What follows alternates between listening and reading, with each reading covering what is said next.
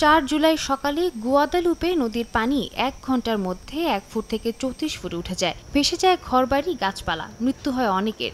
এখনও নিখোঁজ শতাধিক মানুষ। পরিস্থিতি পর্যবেক্ষণে স্থানীয় সময় শুক্রবার টেক্সাসে যান মার্কিন প্রেসিডেন্ট ডোনাল্ড ট্রাম্প।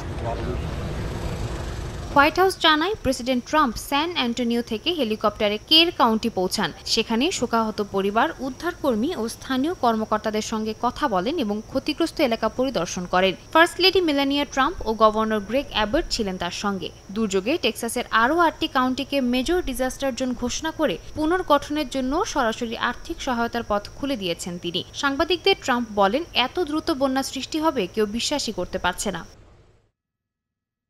এদিকে শুক্রবার সকালে যুক্তরাষ্ট্রের শিকাগো শহরেও ভারী বৃষ্টিতে সৃষ্টি হয় আকস্মিক বন্যা। একাধিক এলাকায় আন্ডারপাস পানিতে ডুবে যায়। ওহিয়ার আন্তর্জাতিক বিমানবন্দরে কয়েক ঘন্টা স্থগিত ছিল ফ্লাইট। সবচেয়ে বেশি বৃষ্টিপাত হয় শহরের পশ্চিমাঞ্চলে, যেখানে একটানা 5 ইঞ্চি বৃষ্টিপাত রেকর্ড করা হয়। সাদিয়া তাসনিম, সময় সংবাদ।